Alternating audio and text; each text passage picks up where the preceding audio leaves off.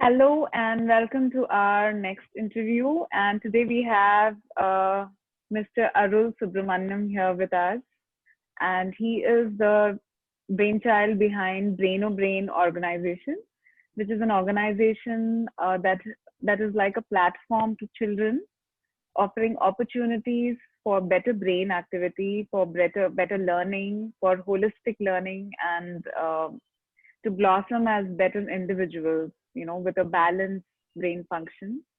And he's also a pioneer of masteracademy.com. He's an NLP trainer, and let's discover more about what what makes him be what he is today. So welcome, Arul. Thank you so much for being here with us.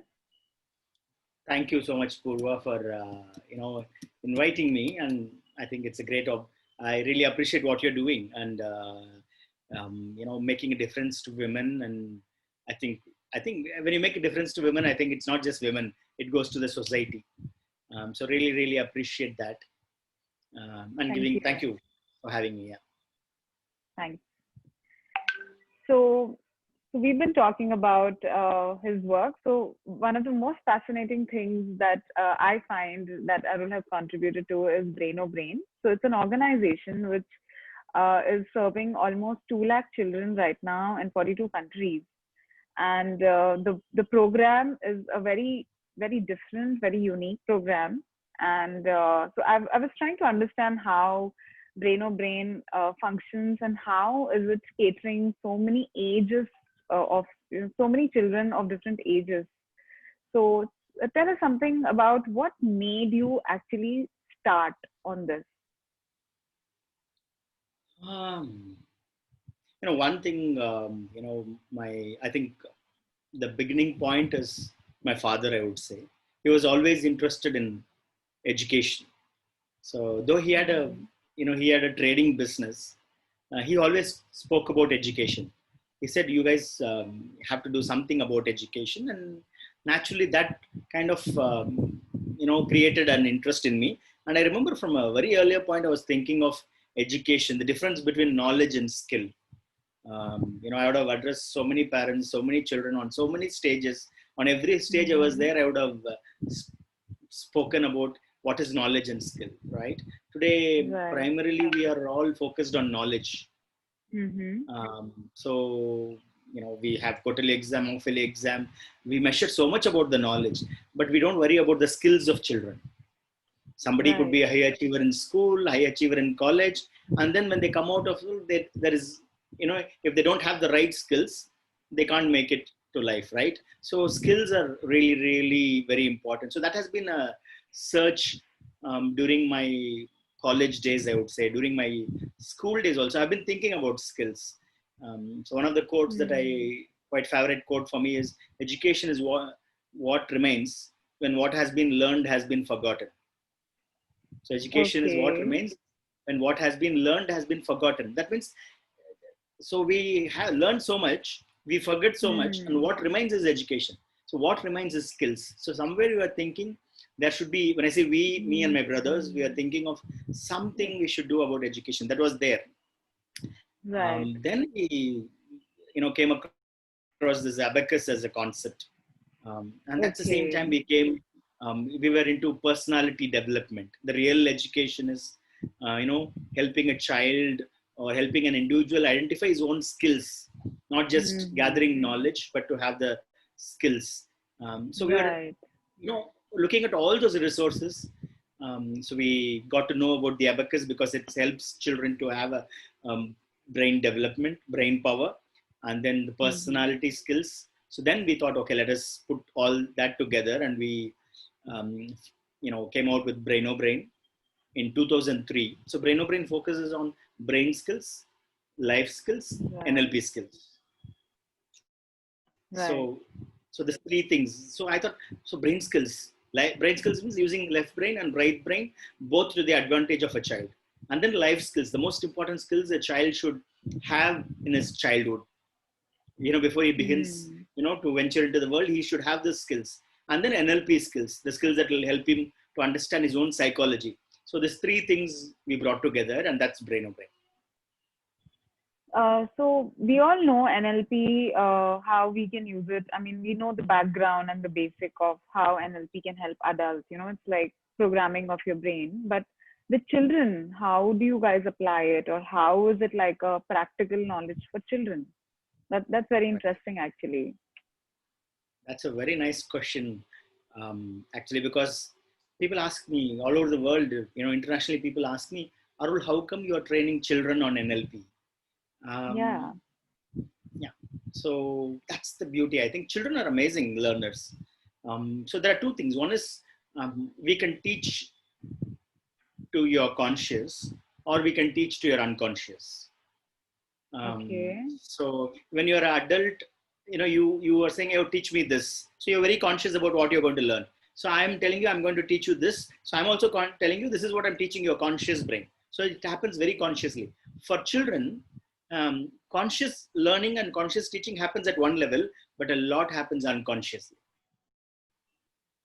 So we Okay. have in Brainobrain, we have designed modules which will have, children will have experiential learning. So it's not Mm-hmm. intellectual teaching. You're not going to teach them concepts, but you're going to tell them stories, have activities, have lots of experiences where they'll come in front on stage and do things. So it will be an experience, but through Mm-hmm. the experience, they'll have learnings.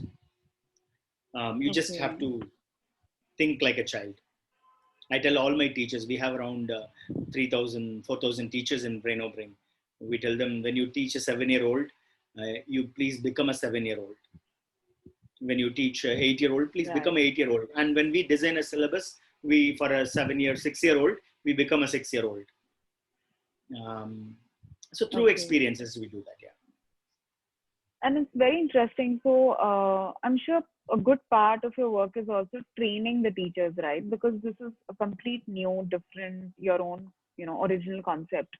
So you first need to train the trainers, and then only they can deliver, right? So I'm sure that's a very major part of your work. I'm thinking. absolutely. Absolutely. So Brainobrain, on one angle, it is kids empowerment. That's what we do for children. On the other hand, it's women empowerment. So we have 4,000 teachers, and 99%, all of them are women. So we have women Okay. homemakers, who came to Brain, and then they came because either they wanted to do something in their free time, or some of them came because they were interested in education. Some of them came because they love children. Some of them came because they want Right. to have some extra income. So they came with different purposes, but they all finally came. And after the training, they say today their purpose is to contribute to the next generation. So all Right. these women Yeah. who came, we have trained them, and that's the key thing, right? Because they are the ones who are going to deliver to children. So Hmm. Brainobrain's True. uniqueness is its syllabus and the teaching methodology. Our teaching methodology is so unique that it caters to every child's learning methodology. Each child, if there are Hmm. 15 children in a class, each child is unique, and Yeah. every child's learning methodology is different. So Right. a teacher has a teaching methodology, right? If I'm a teacher, I have my teaching style. I'm one person, but there are 15 children. All the 15 children are, different. So as a Hmm. teacher, if I'm flexible, I'll be able to I'll be able to given the child will feel as if the teacher is teaching in my style. So the teacher has to be Right. very, very flexible, especially when it comes to children, so that every child feels the child doesn't have to adjust for the teacher. The teacher is so flexible; she's able to cater to every child, Right. and that's the only thing. If the teacher's teaching style matches the child's learning style, the child will learn. It's not Hmm. that the child has to be intelligent, the child has to be smart, nothing like that. The teacher's teaching style has to be matching with the child's learning style. If it doesn't match, then the child will has problems. So it is the teacher. There are no bad students. There are only bad teachers. Right. I mean, it's a belief. Yeah. Yeah, because it again brings me back to this question, very integral question I think that everybody has nowadays. So we're having so many variety of education systems now.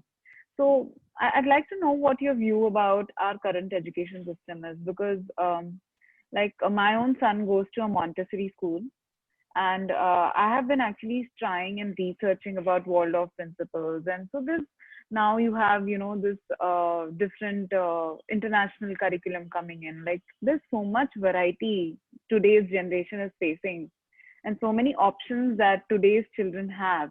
And as parents, sometimes we really don't know how to decide. It's very complicated for a parent to actually decide that this board is good for my child, or this board is not good, or this methodology should be taken or not taken. So can you throw some light on what, as an education, as an educator actually, what you think is children centric? Right. So number one, I think all educators, all schools, they have to make sure that are they focusing on skills or knowledge. So I say, for example, I read a book, How to Become a Professional Swimmer. I read Okay. 180 pages. I have read the book completely. Now, anything Hmm. you ask about swimming, I can tell you. I can Right. speak about professional swimming for next half an hour. I have the Right. knowledge about swimming. But if you ask me, Arul, can you swim? I say, no, I haven't learned.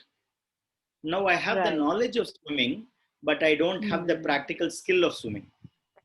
So now Right. that knowledge is not helpful at all. Hmm. So today's education has somewhere unconsciously, I mean, not unconsciously, unfortunately, today's education is a lot about knowledge. Is it? Okay. Right. Primarily, some schools, some institutions, they might focus on skills. But the thing is, you ask any 8th standard child what he read in 5th standard, what he read in 6th standard. Do you think they'll be able to tell you? No. No.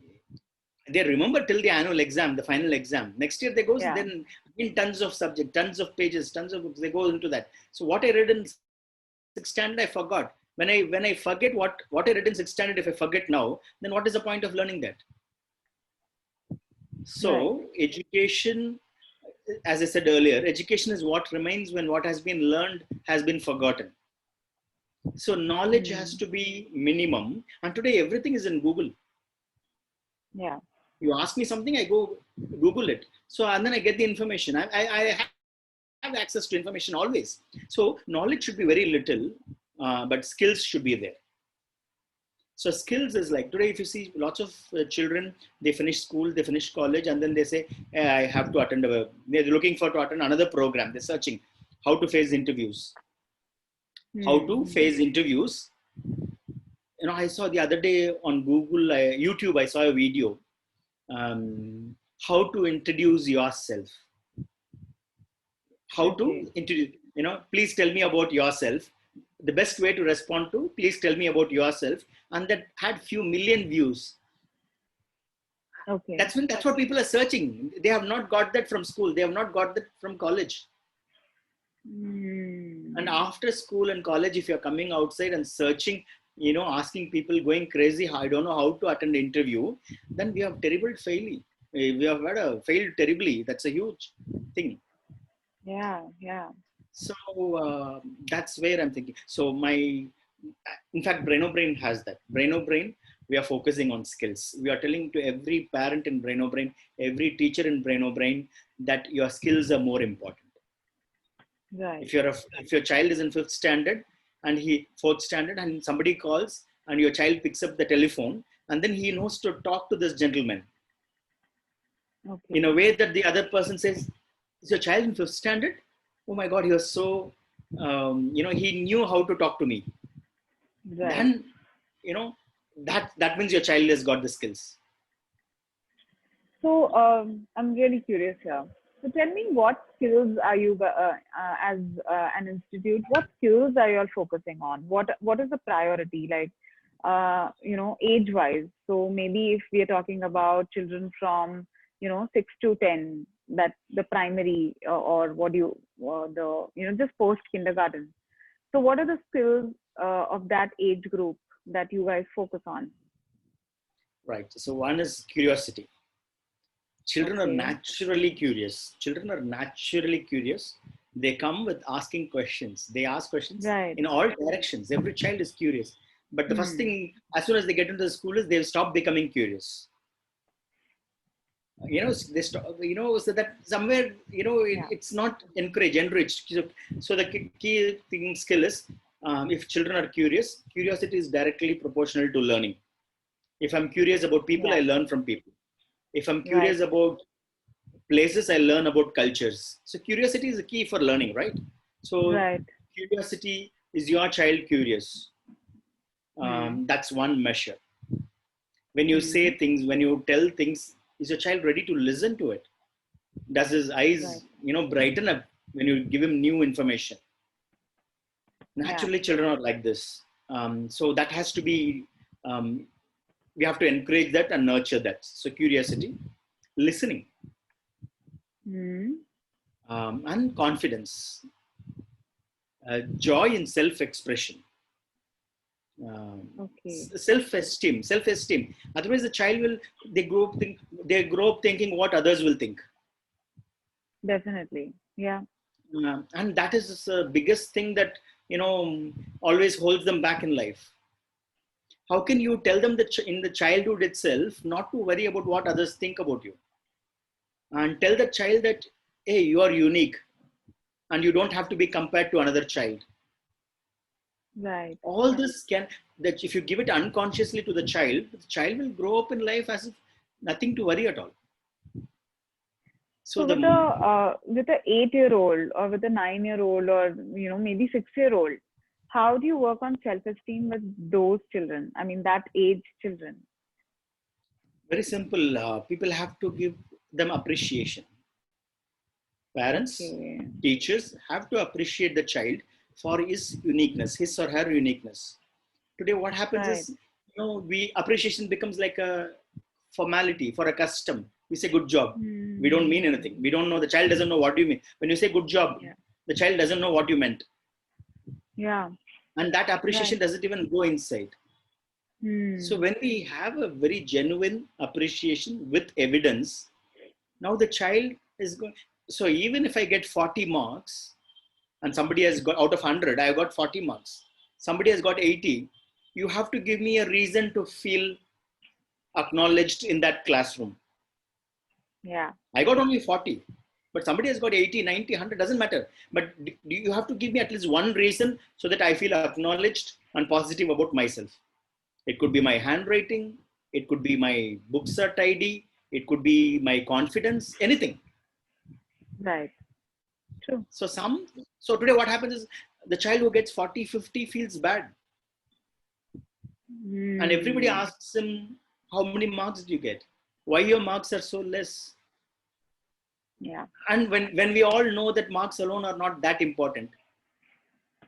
True. So finding a balance between that. So in terms of child self-esteem, if every child has a very good self-esteem, then our education has done its job. True. True. Yeah, I think so. Like you said, it has to come with experience. There is no, like, how with adults, no affirming, reconfirmation, these things can work. But with children, I think it's always experience. They have to, they will learn through what they feel. Like they have to know and they have to feel that emotion. So it's not as direct as how we can do it with adults. So yeah, I get it.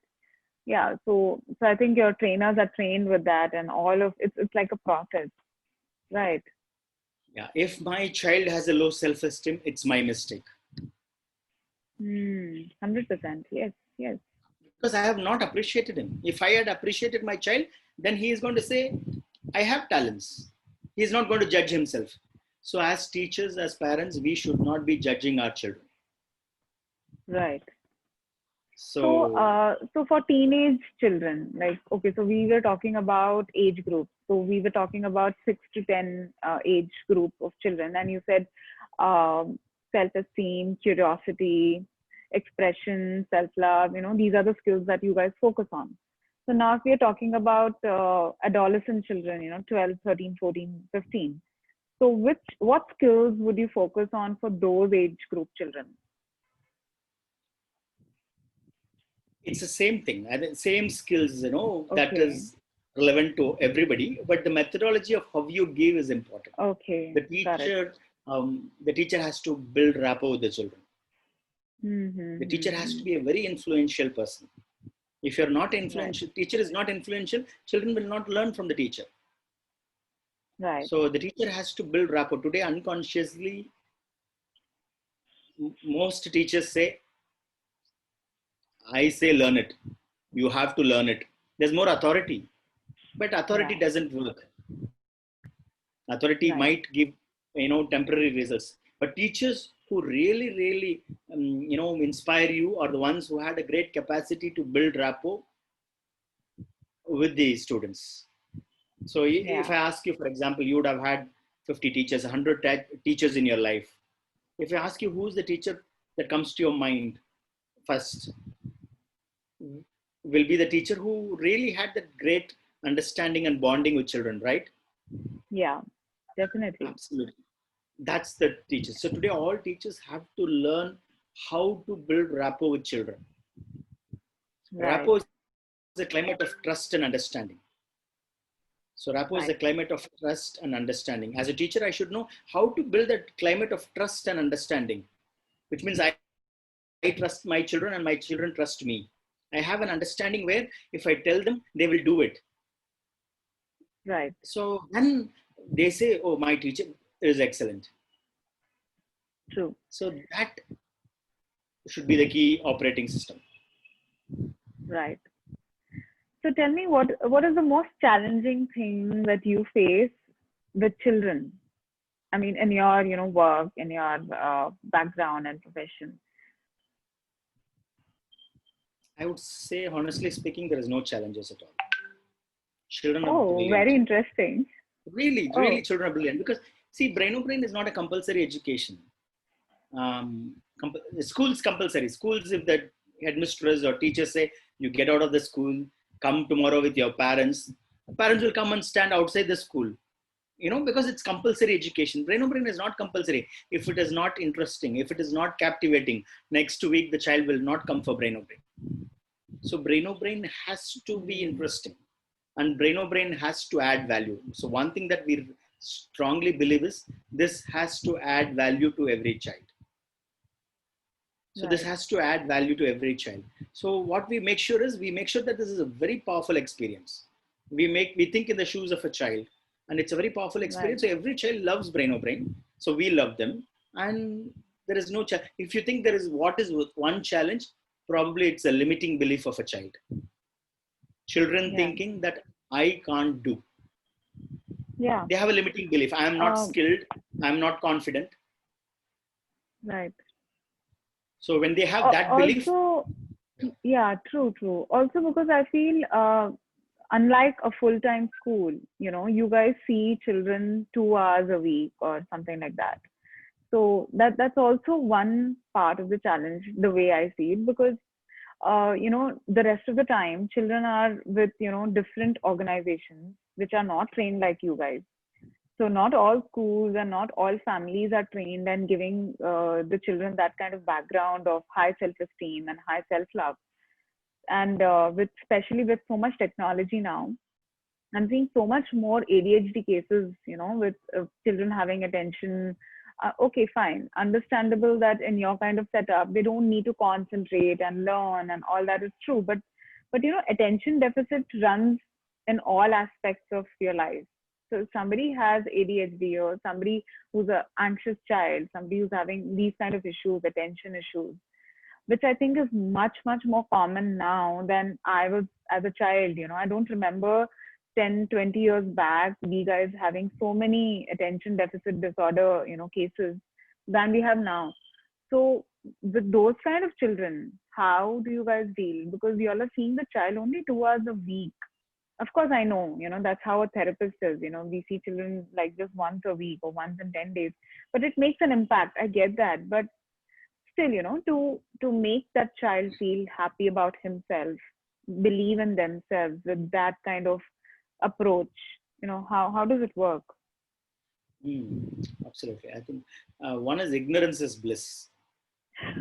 If I have if I have ADHD, and if I don't know that I have ADHD, that's going to make a lot of difference, because I will think I'm normal and everybody else will treat me normally.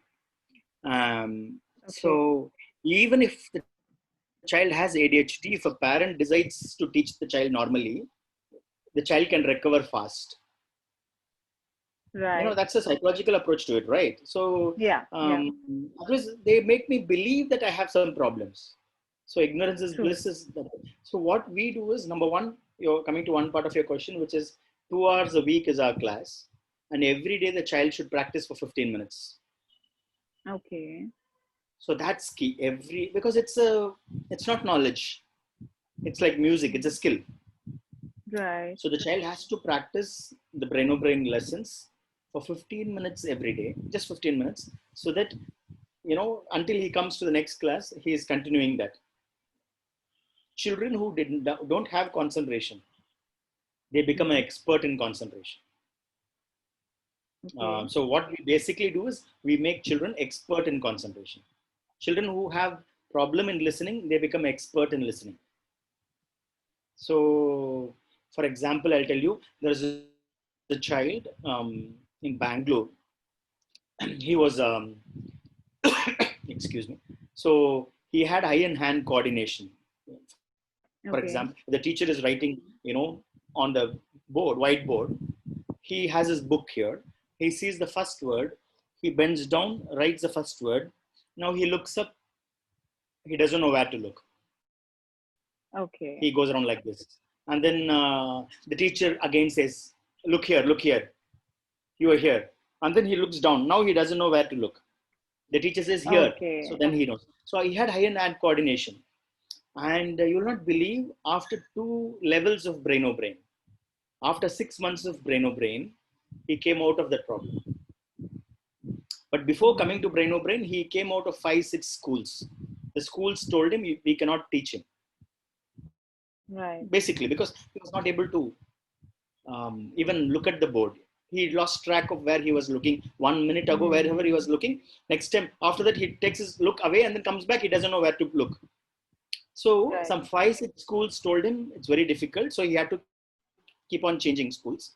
His parents Mm-hmm. saw a Brainobrain brochure.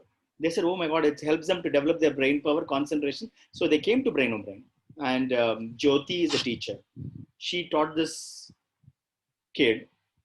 Child's name is Manish Raj. You will not believe, within 6 months he came out of it. And when he came out of it, now the parent says, now my child is able to read and process information like any other child. So what Right. happens is, so Brainobrain can work like a miracle, because what we do is, our syllabus is so powerful. Our syllabus is Mm-hmm. so powerful. It cap it it addresses to every child's individual learning styles. So we educate the children, we educate the parents, we make sure that once they join Brainobrain, we give them all the know-how. We tell them how to celebrate your Right. child's excellence.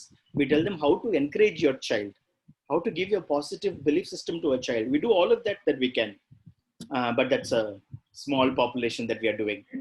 Uh, but so my sincere, one of I'll if we can anyways spread this message to all the schools, all the so one Mm-hmm. is, I told you, the syllabus. Next is Brainobrain's uniqueness. I already told you, it is teaching methodology. So I really Right. wish all the schools, all school teachers have this skills, NLP skills, so that they'll know how Right. to train children. True. True. Can you talk and tell us a little about NLP? What NLP is for you? Because again, like you said, different things can mean so different and unique, have a unique stand for each of us. So, what is NLP for you? How would you, what is that you'd like to know the audience from your experience as like a years long, like I think decade long teaching Two experience you decades. have with NLP? Yeah, right. So it's very interesting that I'm sure, and then you have evolved that into a system for children, and it's become something different, I think, now, from just that word NLP. So how would you want us to know NLP as? So, success is, they say, 20% skills, 80% your psychology. How So it's interesting. 20. It's like a quote. Yeah, it's success is 20% skills, skills, Wow. whatever talents, whatever, that you have learned and you develop, that is only 20%. 80% it is your psychology. How do you process? How do you see the world? How do you understand? What beliefs do you hold? How much can you learn and unlearn? It's all your psychology. How can you manage your state? All that. And that 80% psychology is NLP. So NLP is Wow. understanding how you think, how you speak, how you behave. So we say, Hmm. we want life to be in a different way. We want our business to be in a different way. We want our career to be in a different way. We want our relationships to be in a different way. And when you said Right. you want them to be successful, how can you make your relationships successful? How can you make your business successful? How can you make your job successful? You don't have to do anything. You just have to change your thinking. You just have to change your language. You have to change your behavior. You don't have to change your Basically, you life. have to change everything. No, nothing. No, you don't have to change anything. You have to only change your thinking. Right. You have to just change the way. If I change the way I think, if I change the way I communicate, my behavior, my language, my life will change. Some people are scared because of COVID. Some people are, not scared. They are confident even in COVID. It's because of their psychology. Right. They see the same news. They hear the same, media telling them. They see everything same. The environment is same, but two people process completely different manner. Different. Yes. It is True. because of their True. psychology. So if you know currently what is your psychology, first you have to know. You have to have the awareness. When I don't have the awareness, I can't change. So first is having the Right. awareness. Once I have the awareness, then I'll have a choice. And we always choose the best. If you give me only coffee, I'll drink coffee. If you ask me, Arul, would you like to have coffee or tea? I'm going to choose now. So once you have the Hmm. awareness, you can choose. When you choose, you always choose the best. Your life will also better choices makes life better. So Right. NLP is a great tool for personal effectiveness. Because And I I can think, change this. yeah, yeah, Yes, please. true. And I think the way I see it is it's again like an everyday work, right? Like being aware of my thoughts every day and motivating myself to choose every day. It's not something that I do one day and then it's done. So that kind of motivation, because a lot of people now, especially in COVID, we have so much negativity, depression, all that around. So, I see normal people, okay, like perfectly healthy, normal, responsible individuals they're unable to motivate themselves to see the good side, like they go back into that vicious cycle of negative thoughts. So how does one, like a normal person, how do they find that self motivating force every day? Now I might be an aware person, but there are times when I cannot motivate myself and choose that, okay, no, I want to have tea. I know coffee is not good for me. So in those instances, how do you inspire people? What's the message you have for them? Um, so it's basically we should know what do you want. The question is what do I want? Um, if it's coffee or tea, it doesn't matter. Anything you give, Hmm. I can drink. But for life, I can't say anything. Right. For life, I have to know what I want. You can live life as if everything is okay. If you want to live life in a way that say Hmm. everything is okay, anything is okay, coffee or tea is okay, that means you will just go flow. But if you say Right. this is what I want from life, then you have to be very clear on what do you want from life. So the key question is what do you want? Most of the people who come to the training, when I ask them what do you want, they don't know the answer. Hmm. They don't know the Hmm. answer. There's a lady who came to the program. We asked her, "What do you want?" She said, "I don't want to get angry." Okay. So I said, "Okay, if you don't want to get angry, what do you want?" She said, "I don't want to lose my cool." I said, "Okay, if you don't want to lose your cool, what do you want?" She said, "I don't want to shout at my kids." I said, "Okay, if you don't want to shout at your kids, what do you want?" She said, "I don't want to, you know, lose my temper." So she kept on saying what she doesn't want in life. And she did not say, for a long point of time, she did not say what she wants in life. If you don't know what do you want in life, it's very hard getting it. I have to Right. know what I want. Yeah. You ask me, Arul, what do you want? I say, I don't want coffee. I'm thinking of buttermilk, but I'm not telling you. I'm saying I don't want coffee. So you will give me tea. Then I can't complain. If I want buttermilk, then Yeah. I have to tell you I want buttermilk. Right. So the key thing is, first thing is we should know what we want. And the more we think about it, the more we believe in that, and give that, you know, um, because only when we think about it, it gets manifested. Albert Right. Einstein says life is a preview of all's coming attractions. Okay. Albert Einstein says imagination is a preview of all life's coming attractions. So your imagination Mm-hmm. is the preview of your life. So if Yeah. you really, really know what you want, and if you can imagine getting a buttermilk, you will definitely get a buttermilk, whatever you want. True. Um, so there are a number of ways to get it.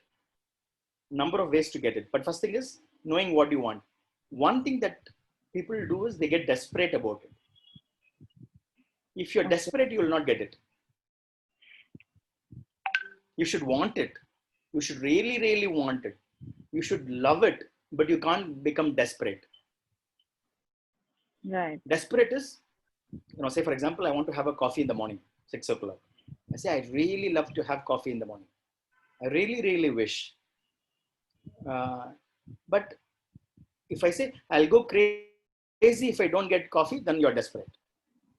So you can't place conditions on the universe. You can't be so desperate that, are you important or coffee is important? If you put entire your life on coffee, then getting coffee is, you're being desperate. Mm. So don't be desperate, but wish what you want. If you wish what you want, you will definitely get it. Right. So people in COVID, even if they're aware citizens, what is very important is they should know what they want. Mm. And they should believe that they want it. And they should believe that they should trust that they'll get it.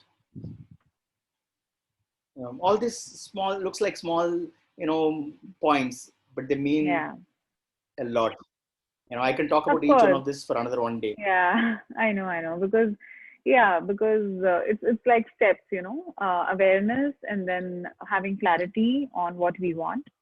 And then being able to bring myself to believe that, yes, I can get it, that I trust, that I will achieve it one day. And then figuring out ways and working towards it. So it's obviously like a process, it's a step by step process. And I think people don't fall in that line because some of them will get lost in the first step itself, not knowing themselves, not having clarity. And even if they have clarity, even if they know what they want, they cannot come and bring themselves to the point where they can have trust and faith that I will achieve it, or I believe that I will have it. So that also makes them very negative and downhearted, and disowning the fact that all of those negative spirals begin here. So definitely, yeah, it's a process. It's very intense also. And consciously, none of us goof up. So, for Yeah, example, agreed. if I want to wear this blue shirt, I will not be wearing a red shirt. Yeah, Consciously we will not goof up. So which means I opened my cupboard, I wanted this blue shirt, so I picked up this blue shirt and I wore this blue shirt. This is confident, consciously what I did. So this right. we always do. We always consciously, if you have, take the best choice and do the best thing. None of us Hmm. consciously will goof up. So that's one thing. But still Yeah. I'm goofing up. That is because of the unconscious. I'm not aware of it. That's why I'm goofing I'm up. not aware of it. It happens because of habit. I don't think about it because of habit. I did not know. And Hmm. one is because of habit I do. Second thing is there are some things unconscious. I don't know that I spoke like this. I did not know that I behave like this. I did not Right. know that I have this kind of thinking. So, Hmm. so now how to change those things? only when the unconscious becomes conscious. I have to know that this is, my child came and told me, Daddy, I got 80 marks. And I told him, oh, very good. How did you miss the 20 marks? I told very good for 5 seconds, but I spoke about the next missed 20 marks for 15 seconds, next 1 minute, next 5 minutes. Now, the parent thinks, according to him, he thinks he's motivating the child. None of the parents says, they'll do it intentionally. They think that is the best way, because you say, oh, you got 80 marks, very good, and appreciate him. Next time, what if he gets 70 marks? So they are positive, their intention is positive, but they talk about the missed marks for next 10 minutes. So unconsciously we goof up. So the moment your unconscious comes to your conscious, we'll make changes, even more powerful changes to ourselves. And that's where NLP plays that role. Yeah. Great. Yeah. Makes sense. So I was seeing there were moments where, as you were listening, I saw you going to, you are thinking, going to certain, memories, I think. It was very nice to see how because because my son is in a Montessori, right? So like I have conditioned myself to not focus on marks, because obviously this methodology is not about exams and all. So I've watched other parents, and like me and my son, we discussed that how some parents are so keen about children having marks, and even with 80-90%, they're sad, they come back home disheartened, and we both laugh about it. Because we don't belong to that category, because he's already 13, so his school is going to continue with the methodology for 10th also. And I think there are very few of like handful parents who have dared to take that step with the school, because they have recently got their license, and it's one of the initial schools who's doing this, like having Montessori methodology till 10th. So they have farming and they have bee culture in school. It's very different, very unconventional. But at the same time, we know that there is this board pressure, and then they do have to write an exam. And so so when you said that, I think unconsciously, we do focus on things that we don't know how the children are impacted on that. Like you said, that we are talking about 15-20 minutes, we are focusing on that one question that they left, and that definitely is creating a future paradigm for the child, that he's thinking about himself, judging himself, feeling low about himself. And it's compartmentalizing him that, oh, I'm not good enough. Oh my God, I have to, perform within this box. So I completely relate to that. But at the same time, it's very difficult for us to talk and speak about other systems that we have personally not experienced. So I'm still discovering, other methodologies, and still trying to dig and see what works with every child. Does the system have any good in it also or not? Because it's very complicated, the education system. It's very easy to sit here and judge it, but at the same time, I don't know how to really talk about these different systems and know completely what they are dealing with and what truth they're serving to children. Two things. I think educators, if you're educated, do two things. One is make sure your syllabus focuses on skills. Next thing educators can do is make sure your teachers think beyond the subject. Okay. Today, teachers primarily, they think their authority is with the subject. They are experts in subject. They spend lots of amount of time in making sure that they deliver the content very well. Okay. Because all teachers, if you see, most of the teachers will be authority in the subject. Very good. But do teachers know that each child is unique? Do teachers know to spot out the uniqueness of each child? Does our education system tell the uniqueness of every child? Right. Do children know? Do you give the values and belief systems the child require? If you're a biology teacher, your role doesn't stop in teaching biology.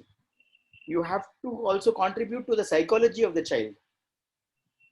Right. If you're a geography teacher, no, you can't. If you're an expert in geography, that's not enough.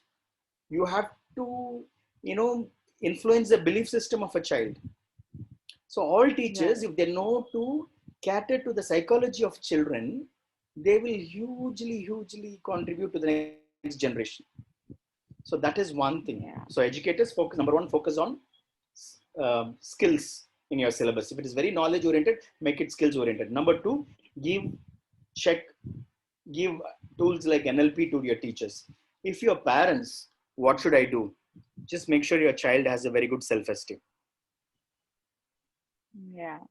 Self-esteem is, I think good about myself. If my parent, because sometimes parents give low self-esteem to children. Child Yeah. comes out thinking he is not sufficient. Yeah. He is not enough. And when he thinks he is not enough and not sufficient, everything that resembles in everything that he does in his life. Right. True. So True. you give a proper value system and self-esteem. A proper value system and self-esteem is, if every parent ensures that they give that to the children, the child become, he'll take care of himself and the world also. Yeah, thank you so much. Actually, you've simplified it a lot, no? Because as parents, we just have to focus on self-esteem. As teachers, skills, and being able to go beyond just the subject that I'm an expert in. So yeah, I think that's a beautiful way to put it across for different. I mean, for all our audience, whoever are in educational fields, and just simple parents. Yeah, great. So, any message you'd like us to have as audience? Every child that we meet is a divine encounter. Every child that we meet is a divine encounter, which means if you meet a child, it's like meeting God. It's a holy meeting. Okay. And don't judge children. You judge adults, Beautiful. that also can be forgiven. But please don't judge children. They are newborns, they come new, they're 10 years, 8 years, 15 years. And if you judge them, teachers should not be judging children. If teachers judge children, they'll become very conditional. Teachers have to be unconditional. Teachers should Yeah. not judge. Parents should not judge. They only should say, ask, how can I support you? Do you need my support? And it doesn't matter, what marks they got. None of, I know I have my company in 44 countries. I train so many people around the world to improve their Mm. psychology, their thinking patterns, language patterns. Nobody has asked me what marks I got in my 10th standard and 12th standard. Probably if I tell you, you may not come for my training programs. So I won't tell you. But I'm just saying, it doesn't matter. It really doesn't matter. Yeah. Agreed. But Agreed. my parents gave me a very good self-esteem. They Yeah. told me, they were asking me, they were telling me, focus on your studies, get good marks. They all said this thing. Yeah. But more than that, they told me, you are unique. They made me feel that I have talents. My teachers also, they have done a Right. great job. They all have contributed to my self-esteem. So that's what matters. What a beautiful message. Seriously, like, yeah, thanks. This is so, so important that we try and remember that we don't, because I think that's what we're constantly doing. Even as parents, we are judging our children, sometimes even consciously. And I think that's the worst thing we can do to our children, our Absolutely. own children. Absolutely. Great. So thank you so much, Arul, for sharing your amazing wisdom, all of your expertise and experience in working with children, with NLP, with training adults, and I'm sure dealing with people all over the world in different countries, not only in India. So that also brings so much experience to your work. Thank you so much for sparing this time with us and being here and sharing all your wonderful things.